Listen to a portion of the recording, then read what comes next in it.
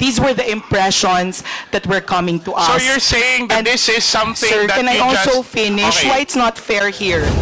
Now you find yourself apologizing to the policemen No, here. sir, the So reason you I am didn't make an apologizing effort. is because my post was Mr. not Chair. about... Mr. Chair, can I Point of just order. please give me time to explain? Because Okay, it's been talked, Ms. sir, Krizette, why? Do you feel threatened now?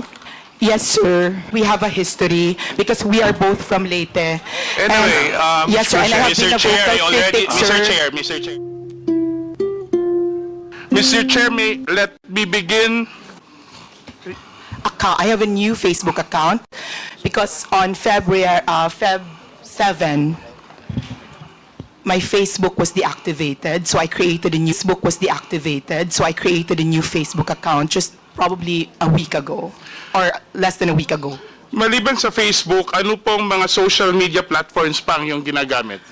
I use TikTok but sparingly. That's it. Tinuturing nyo ba na trabaho in addition to your professional affiliations itong pag-post nyo o paggamit nyo ng social media? Personally, no, because I don't earn. My accounts are not monetized. But because I'm the social media head of Manila Bulletin, I have to be on top of what's happening on social media. So you consider, again for the record, na your social media activities in a way complement your professional affiliation with Manila Bulletin? I would say so because if you're a journalist, if you're a writer, if you're an editor, you listen to what people are saying on social media because that's how you get the pulse of the people. Okay, thank you. Kailan ka nagsimula sa social media, if you still remember? I'm sorry, I don't remember. Probably as soon as Facebook was created, I think maybe a year or two after I had an account. I don't remember exactly when. So how do you decide on choosing your topics for your content? My personal content, Yes, for your personal account. I don't decide. Facebook has a what's on your mind field, and what's on my mind in that moment is what I write about. So you would say that all this are simply random, spontaneous thoughts that you have over... Yes. So, do you consider yourself, tinuturing mo ba sarili mo na influencer in addition to your professional role as a journalist? I do not know. I'm not a self-identified influencer. I cannot say that I am an influencer, even if I do have a modest following that's below 500,000, because I don't do lives, I don't do YouTube, I have never gone. I only write on Facebook, that's it. I only write on Facebook. I don't do YouTube, I don't do lives, I don't do podcasts, so. But you are aware that with your your modest following on Facebook, as you refer to it, gives you a considerable audience to your postings. Are you aware of that? Not more than the others.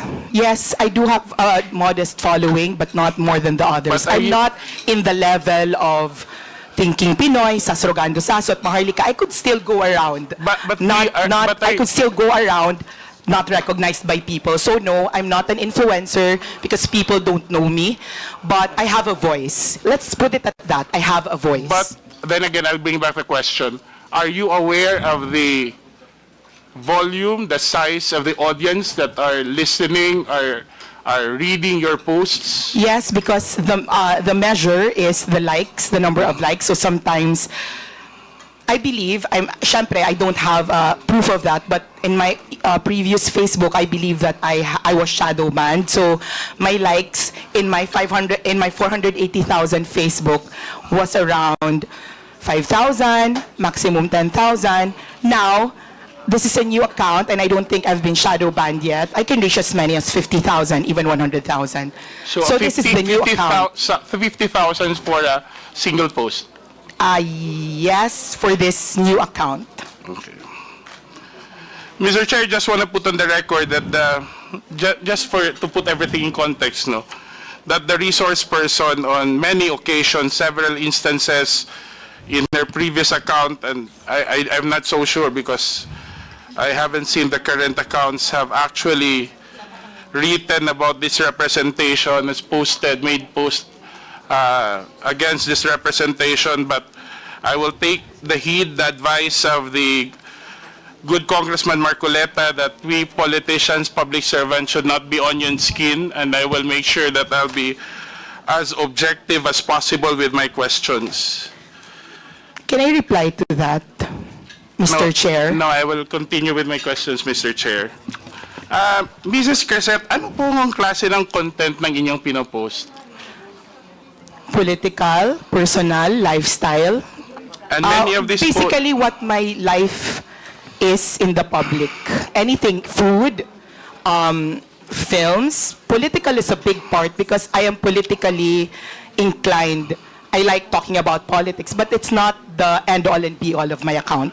How many percent would you consider those would carry political? How many percent of your posts would you consider would carry political themes?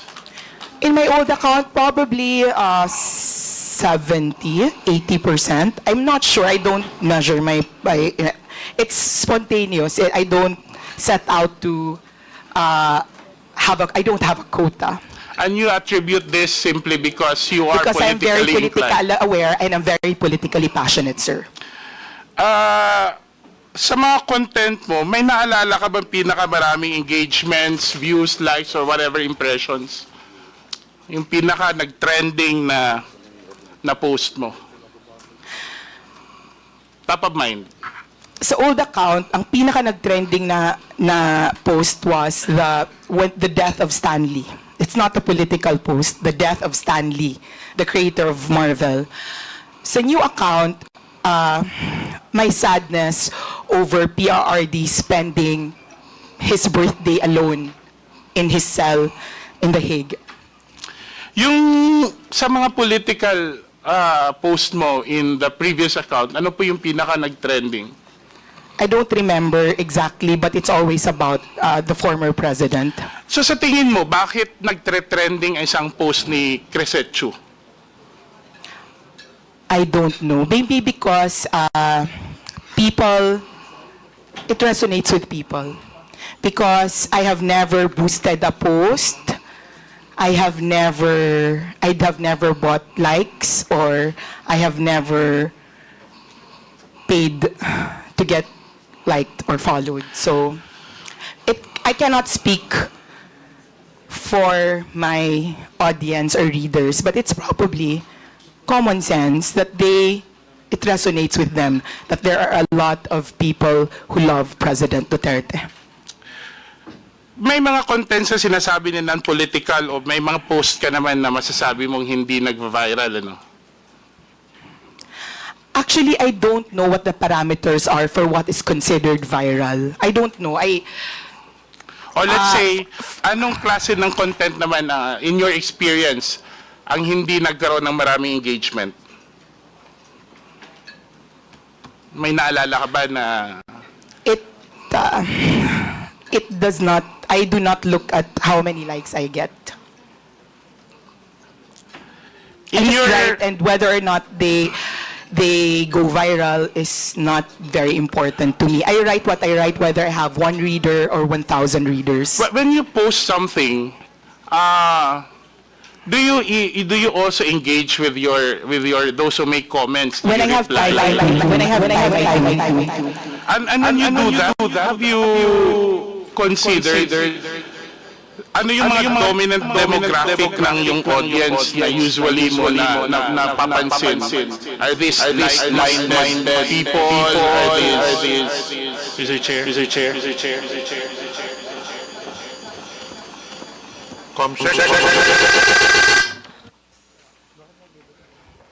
Hello? Okay. Okay na? Okay. So, I assume that, as with any page, you attract like-minded people. So the reason they're on my page is that they read me because they think I think like them. So even with, and it's not just political, even if you have pages for hobbies or entertainment, the people who go to your page are the people who like reading that sort of thing. And you think this is the reason also why people follow, they like, they comment your post because they agree with your posts. Probably, yes, I think so. And you think, But just to clarify, I also have people who go to my posts just to oppose what I say. So it's not as if it's an echo chamber. It's not, because there are people who go to my page and there are people who are trolls. And when you look at their accounts, those are new accounts, locked profiles, and they say the same thing. So it's not there's no echo chamber in today's social media, because there are trolls on pages and there are people who oppose what you say. it's good that you pointed that out, but let me ask, do you think in your engagement with those who are posting, with your post, no, you think that the content of your post actually influence the minds of other social media users? Have you ever found yourself quoted, reposted, shared in other social Yes. media accounts? Yes, they are, but I always maintain that they would not be reading my page if they were not already feeling or thinking what I'm feeling.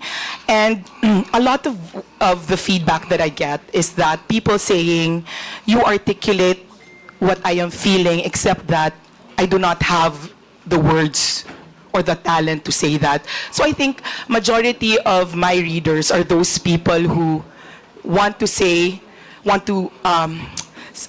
express their frustrations or express their hopes, and are not just, I do not have my writing skills. It's good that you mentioned about feedback. So, have you ever received feedback that people are actually saying, it's good that you exposed this, that you wrote about this, because I'm learning, I get to know what's happening, I get to understand the issue more? Yes, but that's not specific to social media. I am an editor, and if I write articles for the newspaper, it's always all the articles that you write, whether they're for social media or for traditional media, you're writing it to expose, inform, entertain, empower. But let me go back to the social media. Let me limit to the social media posts. Have you ever received feedback saying that they have learned, they're thankful that you have exposed, they have learned something, they've been influenced by the information that you posted in your social media account? Sir, I do not think that I am at the level of investigative journalist who have exposed something. I just say what unfortunately, I'm not the kind of journalist who can do exposés. So unless it's something of my personal knowledge, I don't think that somebody has thanked me for exposing something. So are you sure that in your social media posts, whether in your previous posts or not, you have not exposed any public official or agency of the government whatsoever? Remember, you're under oath. Not that I remember, and I know that I'm under oath. I don't remember anything exposing a public. And if I'm going to do it, I'm going to do it in my job for Manila Bulletin, not on my page. So I am more protected by my office. I will go back to the question. Ibig sabihin ba sa social media posts mo, wala kang sinabi na nag-i-expose ka sa sino mang opisyal o ehensya ng gobyerno tungkol sa in the conduct of their official duties? I don't remember any exposés I have done.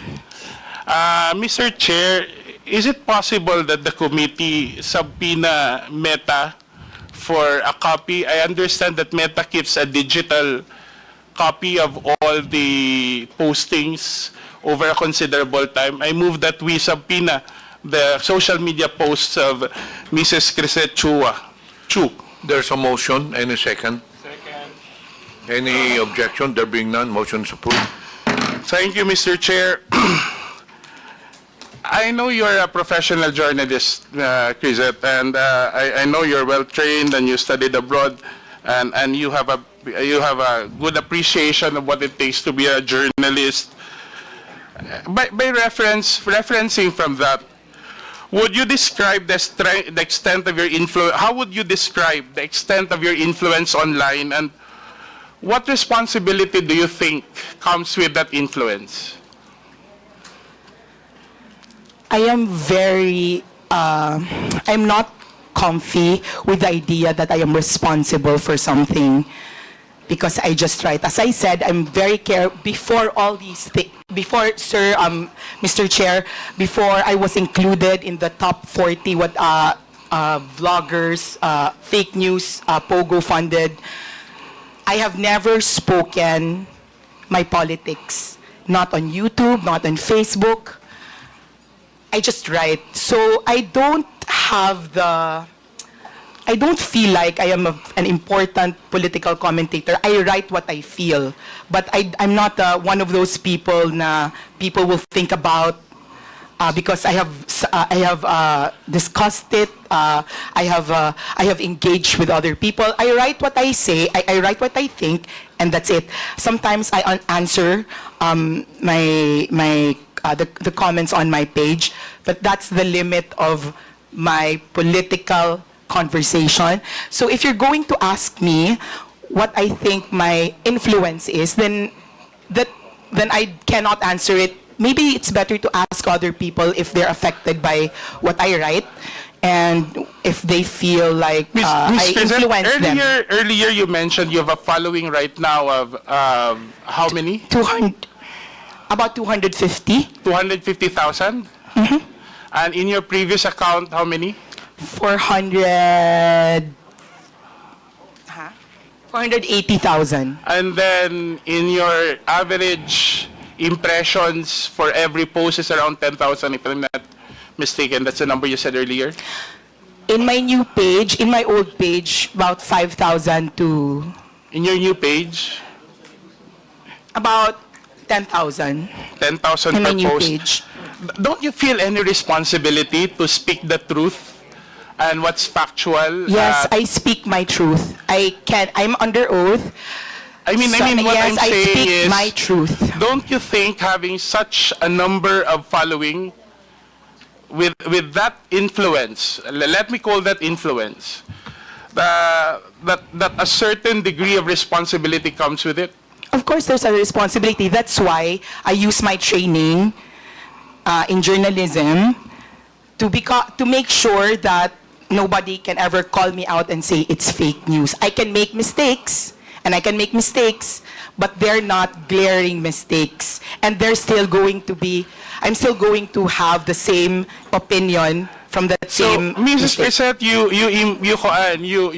you stand by saying that you are faithful to your journalistic training in the course of determining or choosing the content, the tenor, and the language of your post? Yes or no? Sorry, can you please repeat that? Do you stand by your statement saying that you make sure that you're faithful to your journalistic yes, training sir. in I make terms sure of, that in terms as of, far as let me continue first. In terms of the content, the language, the demeanor with which you make your postings. As far as I can, as far as I'm knowledgeable, I post what I feel. Maybe at the moment, maybe when I'm very angry, I post some things that are more inflammatory than when I'm more calm. But basically, those are my feelings. So, so sir, there will be times that I will be more angry And towards that one postings, politician over Ms. another Krizette, time. I'm still going to be angry at them. Let me ask a question. So you mean when you speak something inflammatory on you post something inflammatory on your Facebook account, you don't mind whether people will be influenced by those inflammatory statements or not? Those are my opinions, and I believe I have very intelligent readers, so if they think that I am lying, they can call me out. If they agree with me because they've used their own eyes, then they can investigate for themselves. Those are my opinions. Those are what I feel. If I say I don't like this person, I stand by it. So you don't really mind if people, as a journalist, don't you feel that there's a need for you to... I do not use my Facebook page. I do not identify myself But earlier you mentioned that you make sure that you apply your journalistic training. Meaning, I make sure I don't lie. Meaning, I make sure that I do not, even if I am inflammatory, even if I'm angry, it's still not a lie. I'm just more angry in one post than I am in another post. my degree of feeling changes per post, but the content will not change. If I'm angry at one person, it can be because I'm angry at one person, and the next post I'm still angry at them, but not as much. But So the that reason that I'm changes. angry at them is the same. Okay. Before we proceed, may I remind the resource persons, when you answer, please address the chair first. Sir, And, sorry. Okay, sir, Mr. Chair. Let the interpolator finish the question before you answer. Just a reminder. Yes, sir. Sorry, sir. In your training for journalism, no, you majored in journalism, right? Communication arts Yes. and publishing, sir. Are you aware of the psychological phenomenon called illusion of truth effect? I'm not sure we discussed it, sir. So Mr. when Chair. it means that when a repeated information is repeated again and again, it's likely to be perceived as true regardless of the factual accuracy. Okay, sir. For the record, let me ask, have you ever unknowingly or knowingly repeated content that turned out to be false or misleading? Have you ever?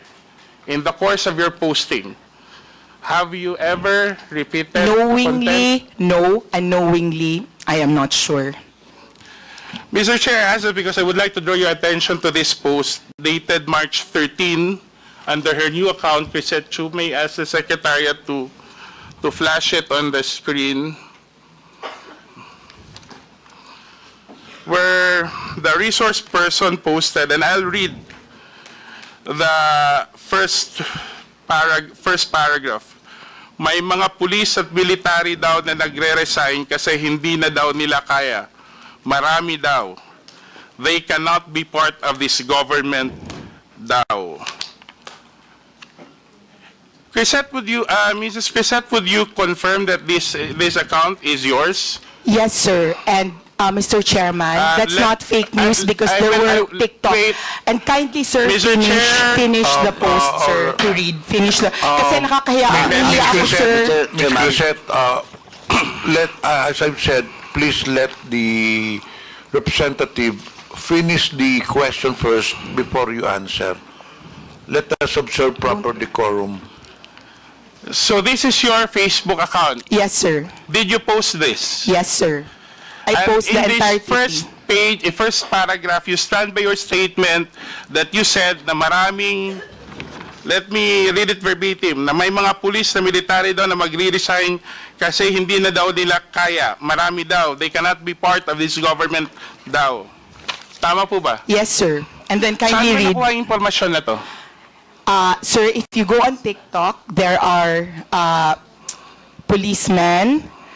How many policemen? Sir, I'm not counting, but there are many But policemen, you and said that's a marami. general impression, But sir. you said marami.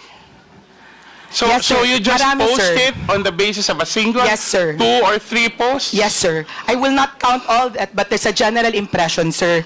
And sir, Have if you you read all ever my content, Let me ask the question and I'll give you the chance to answer.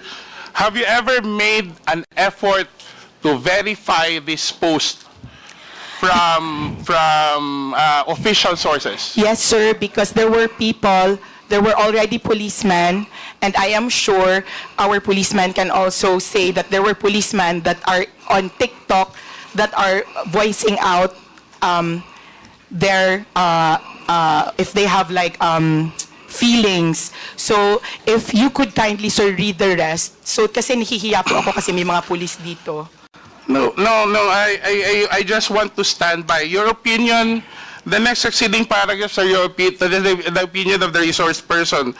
I just want to stick to the factual statements you made. And that's basically saying that maraming police at military daw ang magre-resign kasi hindi na daw nila kaya. Marami daw. They cannot be part of this government. And apparently, the resource person, Mr. Chair, has gotten this information from other social media posts.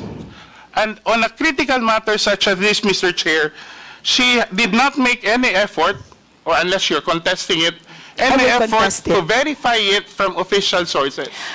Mr. Chair, number one, I made sure to put the word "thou" because no policeman has ever come out to me. Well, before, but it was in my old when they would talk about their discontent. Earlier you said you don't want to write a lie. Yeah, and that's not a Let me lie, ask you, sir. That's when not you a ask lie, the sir. resource person, naniniwala ka ba sa katotohanan? As a journalist, Of course. ang pagsasabi ba ng hindi totoo, hindi pagsasabi ng katotohanan, tama, di ba? Mr. Chair, those are the impressions, not No, only no, no. of I'm saying, me. I'm asking you, because I want to test if we have the same idea of what truthful is. Yes, sir. Ang Yes, hindi Mr. pagsasabi Chair. ng totoo ay hindi pagsasabi ng katotohanan, di ba? Yes, Ang Mr. hindi Chair, and I pagsasabi ng maintain. totoo ay kasinungalingan. Tama. Yes, sir, and I maintain I'm Ang speaking the pagsasabi truth. ng half-truth ay pagsasabi din ng kasinungalingan. I am maintaining that I am speaking the truth of the impressions made on social media. Okay. Thank you, sir, I don't Mr. want to Chair. argue with her position, Mr. Chair, but I just want to bring the attention of the committee to a news article showing the official position of the PNP. Can we flash that on? Can we flash that on the screen? Comsec, please flash the content.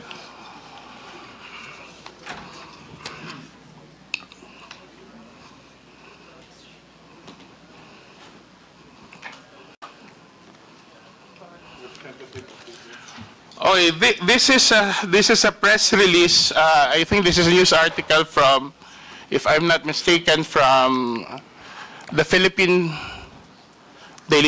Star, saying basically, according to the spokesperson of the PNP, hindi daw totoo ang nasasabing mass resignation ng mga miyembro ng PNP. Tiyak po ang pagkakasabi na walang isang miyembro ng PNP ang nagbitiw mula sa kanilang posisyon pagkatapos ng pagka-aresto ni President Duterte. Pinabulaanan nga po niya ang ilang partikular na mga post at larawan na kumakalat sa social media tungkol dito. So have you read this article after your post? Mr. Chair, no, I have not read that article. And Mr. Chair, this article exactly affirms what I said earlier, that the mass impression of laymen like us, civilians like us, that there were mass resignations. The fact that the PNP... But Madam Chair, Mr. Chair, you just said, yet you do not share lies on your post, sir, diba? Sir, I shared, ano tawag? Mr. Chair, that's what I said, kaya ako nag-include ng daw, these were impressions. The fact, sir, that our PNP had to write a press release means kami na wala kaming statistics, these were the impressions that were coming to us. So you're saying that And, this is something sir, that can I you also just... finish? Okay. Why it's not fair here? Okay, Mr. Chair, does it mean that you have simply written this post out of your personal impressions or the impressions of you believe are posted in other social media without even making sure whether there is enough basis or have made any effort to verify your statements? Mr. Chair, if I am not an insider in the PNP and they had to release that information, it means that they are correcting the general impression of masses like us. The fact that they had to write it means that there's a general impression, and to our policeman here, I would like to And when you make address you those, that, Mr. Chair, when you make those impressions, you don't have any regard whether, now you find yourself apologizing to the policeman No, here. sir, the So you reason I am didn't make any apologizing effort- is because my post was Mr. not Chair. about... Mr. Chair, can I Point of just order. please give me time to explain? Because it's been talked, Ms. sir, Krizette, kindly... in accordance with our rules, as I've said earlier, this will be the third time that I'm telling all the resource persons, let the interpellator finish the question first. And in fact, if I impose the rule strictly, the resource persons can only speak until I recognize you. Thank you, sir. Kung pwede lang patapusin nyo yung tanong bago kayo sumakot para hindi tayo magkakagulo rito. babalikan ko yung tanong ko. Thank you, Mr. Chair. Ms. Krizette, sa dami ng followers ninyo, in putting out information or posting items such as what has been presented before this committee, are you saying categorically that you do not feel any responsibility for the weight and for the consequences of your posts?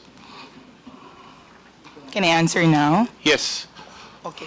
Mr. Chair, I am saying that I am merely writing about what I see as the pulse of the masses, which is that they were afraid that there were policemen. That's why also I am very careful that I said daw, daw, daw, daw. And to our honorable policeman, I'm not apologizing because I wrote that. I'm apologizing because you don't know the context of what I wrote. And what I wrote was, please don't resign. Because if you really want to make a difference in our country, you can best do it from the inside. It was not a condemnation of people who were resigning, but a reminder that if you're given a rare opportunity to change something that you do not like, do I it think, Mr. from the Chair, inside. I think, Mr. Chair, the resource person is not answering the question because we want to focus solely on those first two statements, which I think carries a significant weight. Yung pagsasabi na maraming pulis ang nag-resign at nagbibitiw. Whether it's daw or what, we're presenting a scenario that could be harmful even to national security. And in fact, if you ask me, personally, there should have been legal consequences for this. I don't know. We have a representative from PNP, so we can hear from it. Mr. Chair, do we have somebody from... Yes, General Torre, can you please answer? Mr. Chair, General Torre, have there been any incident of massive resignations following the arrest of the former president? If the qualification for the word massive, sir, is more than the normal, then there's none, sir. But there are regular resignations, but it's not connected to this issue, sir. Thank you, Mr. Chair. What I'm trying to point out, Mr. Chair, is kung hindi ang isang social media influencer or somebody who uses social media doesn't feel responsible for one's postings, no? At even doesn't consider that whatever effect it may have on the minds of many others na nagbabasa o nakakabasa dun sa mga post niya, I think, Mr. Chair, we're treading in dangerous ground here. Kasi clearly, an audience of 10,000 per post is no small following. And I think, whatever the circumstances are, it's incumbent upon those who use social media to take responsibility for their postings, especially when such matter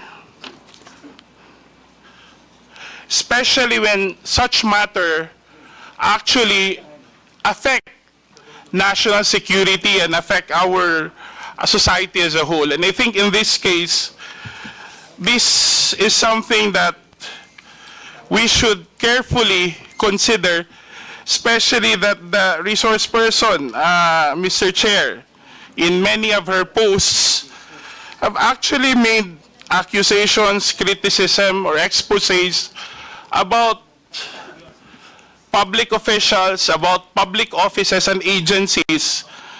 And I think we have to draw the line whether the canons of journalism, especially that Mrs. Krizette Chu is a journalist by profession, that there should be a clear demarcation between personal posts, especially what should determine, I think, Mr.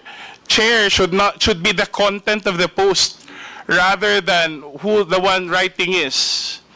And especially in the case of Mrs. Krizette Chu, her being a journalist, make sure that a serious journalist, as she mentioned, will not publish rumors, because basically the way she explains it is that she has made this post on the basis of social media rumors. The ones who publish social rumors are actually those who are showbiz reporters.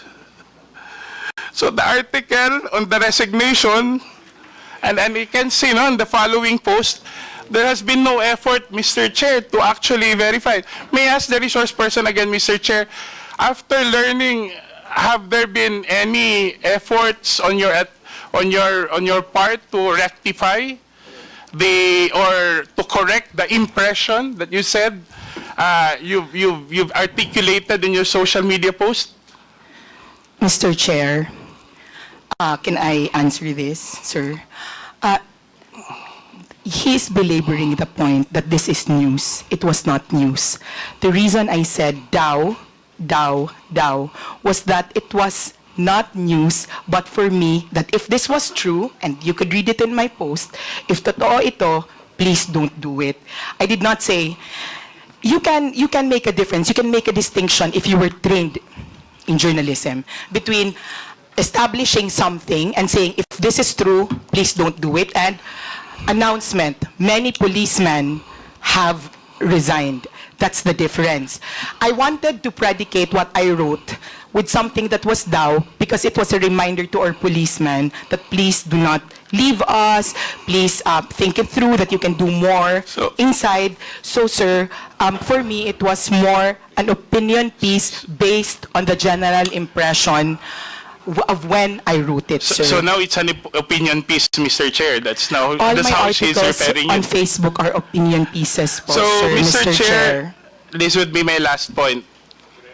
Would you agree, Mrs. Krizette, if you would, I would be so direct that what you've written on your post is simply somebody's ranting, sensationalizing a rumor heard on social media without no effort to verify, with simply the effort to create some questions or to insinuate a situation that would actually affect national security. Because that's how you explained it. You simply sensationalized a rumor you heard online without considering, without even taking the effort to verify, and without considering the possible effects on national security on a matter that is very sensitive given the political situation of the country right now. And you feel no responsibility whatsoever to the 10,000 impressions or readers that who may be influenced by the opinions that you raised. You really don't care about what people will do or say or take after reading your post. Is that correct, Mrs. Krizette? Mr. Chair, I will reply now. Okay, sir, I do not feel any responsibility because my conscience is clear. It was not phrased as news. It was something. I agree na, Mr. Chair. Sir. I agree na. I'm not saying, I agree with what you're saying. It's not news. But you simply sensationalized on social media a rumor that you've heard or read or whatsoever without any effort to verify it as a responsible social media user, and without consideration that given your following, the people who read and actually listen to you on a matter that's sensitive to national security. Mr. Wala Chair, kang pakialam kung anong gagawin at iisipin ng mga tao, basta sinulat ni Krizette Chu, naniniwala yung mga tao, bahala maniwala sila hindi. Wala kang pakialam doon. Mr. Chair, may I already reply? The fact that the PNP felt there was a need to issue a clarification meant it was not me who thought about it, that it was the general sentiment of a lot of people because there were a lot of posts going around. I never claimed to have first-hand information about this. That's why it was very important to me to say But neither did you, Mr. Chair, neither did you say also in the same post that I do not have a first-hand information about this. Diba? Yes, Wala ka Mr. naman Chair, sinabi. that was why I said daw, and it was not phrased as a news. 3 words but does not, I mean, but for me as a reminder to our policemen, sir. okay, granted, arguendo that that's the case, no? Now that the PNP has actually explained, and you even hear General Torres say, Mr. Chair, Mrs. Krizette, that it's not true. Are you willing to apologize for anybody who may have thought wrongfully? You should say, you claim is not your attention. Are you willing to apologize to those who may have thought or have taken your statement as truthful and factual? Sir, I will not apologize only because if you read the entire post, it was to support the PNP and it was a good post. It was not news. So, sir, I'm sorry if you think if Mr. Chair, I'm saying, aminado naman ho ng resource person na nakuha lang niya yung chismis sa social media. 'Di ba? Tapos ginawa niya ng buong kwento na yung mga police, this and that. That I would leave it to you because that's your opinion, calling on the police for whatever. But I'm asking you now the police itself, the police organization, officially, and General Torre has now confirmed that, saying that there has been no mass resignation. Are you willing to rectify? Because many would have read your statement and read it without the doubts. Maybe some people actually, we have more than 30 clippings of your post, and people in their comments actually take in your statements as truthful. Now you're presented with an example that your statement has been debunked officially by the police and General Torre, who's here with us. Are you still not willing to correct yourself officially? Sir, Mr. Chairman, in my training for journalism, the DAO is you very know, important, sir. Mr. Chair, And the also, problem sir, with our resource to our person police, is sir, she claims to be a journalist whenever it's convenient and a private person whenever it's convenient. And if you go back to my manifestation earlier, Mr. Chair, that's actually the problem that we have today. You have people who are able to amplify issues without being bound by the canons of journalism. Diba? Subukan kaya ng komentaristang sabihin yan on air, on radio, kung hindi yan matanggal yung license niya sa KBP. And our social media influence, well, not everyone, but those who are able to peddle on sensationalized news or rumors on the basis of mere rumors, no? And I'm not bound by any accountability. Don't even, as the resource person has said, Mr. Chair, doesn't even feel responsible for the consequences of her statements. And I think we're treading on dangerous grounds here. Because, as I said earlier, something that you repeat over and over again, for someone who has a following of 10,000 per impressions per post, 100,000, following 500,000 in her previous account and 200,000 in this current account, that's something that should be considered. Where do we draw the line between one statement and the accountability that he or she must bear for her readers? If this was a matter, Mr. Chair, and I'd like to wind up now, that affects my person, I wouldn't really mind, because I think being criticized openly comes with the job that we have. It comes with being elected to public office. But when it is a matter of national security, when it is a time when the country should be protected rather than weakened by all this misinformation and disinformation, I think we need to draw the line. I think that's all for my question, Mr. Chair. Thank you very much. Mr. Chair, respectfully po, this is what I would like to say, is why a lot of people are afraid to speak out and are afraid of this Mr. hearing. Chair, Kasi yun po yung sinasabing prior restraint na parang natatakot kami to speak out. Because, sir, people are watching us. The Filipinos are watching us, and I Mr. know Chair. they're not stupid, sir. They know what Mr. Chair, we mean by wait. thou, what we say Ms. by Krizette, thou. why? Do you feel threatened now? Yes, sir. Are we... Yes, sir. Because, sir, may I? Yes, sir. I think feel there are threatened many now, people sir. here. I don't think we are harassing you. Sir, not you, sir. Mr. Icidre, sir. Because, sir, may I just share that we have a history because we are both from Leyte. Anyway, yes, sir, and I have Mr. been a Chair, I vocal already, critic, sir. Mr. Chair, if Ms. I may. Crizette, I think Representative Icidre has already finished his Thank you, sir. interpolation. Sorry, so sir. maybe... Mr. Chair, I already said in my opening statement that whatever she posted many things about me, but I would not discuss that. But I think because I think criticisms like that, however unfair it is, comes with the territory of public service. But for someone to comment on national security, for an issue that affects our country, I think that's when you draw the line. I don't think this is about silencing anyone. I don't think this is harassment because why would you feel harassed when you believe that you've been saying the truth? Because no amount of harassment can ever drown the truth.